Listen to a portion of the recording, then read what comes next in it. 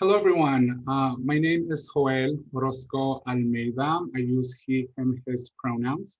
Currently at the University of Northern Colorado, working for the Cesar Chavez Cultural Center, and your also current past CoCEAL president. I'm hoping by the time that folks get to watch this video, everyone's safe, healthy, and that you are making time for self and community care this summer. And instead of sending a typed outgoing president message, I decided to record a video where I actually get to read that letter to you all instead, similarly as how I did when I initially came into this role. So here it goes. Dear colegas, what a year has been. Many changes have influenced the way we work, different relationships, and our overall communities. The impact created as a result of COVID-19, an election year, mass shootings, and ongoing violence towards Black, Indigenous, and people of color. I can imagine it adds additional labor in spaces we occupy.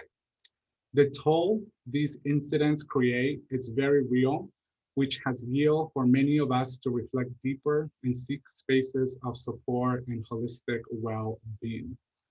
Personally, there were many times I felt overwhelmed and discouraged by colonial and white supremacy practices often upheld in our spaces of work and society. I know others share similar experiences on top of having to navigate everyday life responsibilities and other added demands as a result of living through a pandemic.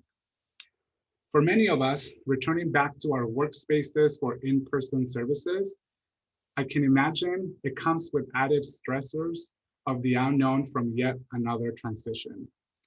Yes, there is a lot of work that needs to be done, and while we still need to show up and speak up, we also need to prioritize our mental health and overall well-being for our abilities to support ourselves and those around us. As a CoCEAL leadership team, we acknowledge many of us have and might still be navigating difficult spaces.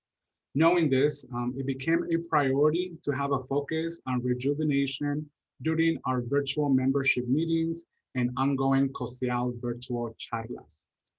We felt these efforts was important to create spaces of healing and center community building amongst CoCEAL charlas participants outside of our quarterly membership meetings. Additionally, learning how to manage large groups in a virtual space was a challenge for many of the CoCEAL leadership team members. At the same time, it allowed a level of access for many first-time participant members and for a significant record numbers of views from recorded post-membership meetings, keynotes on our YouTube channel. Additionally, I'd like to highlight some of the work done towards the initial yearly goal of attending to membership needs as a result of navigating a pandemic, with an emphasis on evaluating work practices and expectations to begin or continue a process of liberation from systems of oppression as we continue to transition into doing our work differently. During our fall 2020 membership meeting, Dr. Michael Benitez shed light on the crossroads between race, culture, and COVID-19, furthering understanding of different intersecting identities in correlation to the impact on the Latinx community. This membership feedback collected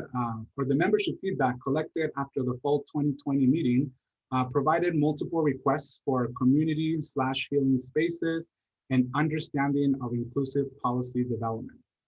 As a result, cultural practitioner Grace Alvarez Sesma guided us through conversations and practices to remain grounded, healthy, and resilient during the spring 2021 meeting. Also, in our recently 2021 summer membership meeting, Dr. Ali Garcia facilitated a conversation and activities on critical perspectives on leveraging policy analysis using a 12-step deconstructing and reconstructing method. This information created a roadmap for participants to engage in policy development as tools towards resistance and liberation from systems of oppression. As CoCEAL continues to grow and evolve in our practices and opportunities because of our 501c3 organization status, a need for a centralized organizational software management system has been an ongoing project. I'm happy to report this group project, it is now a reality, thanks to the leadership of your current CoCEAL treasurer, Chris Juarez. Thank you. All of these past academic year accomplishments could not have happened without the work of the entire executive and steering team. Thus, as my time as your CoCEAL president ends, I have a few people I'd like to acknowledge for their support and commitment to CoCEAL. First, my good friend, Reina, your outgoing past president. Thank you for your support and encouragement to run for CoCEAL president-elect and for your constructive eye during our conversations. I have a lot of respect for you and I genuinely appreciate your guidance and friendship. Andrea, your outgoing secretary. Thank you for taking the initiative and efforts without me having to ask for it and for your positive attitude. I am so excited for your continued leadership in CoCEAL as our next president-elect.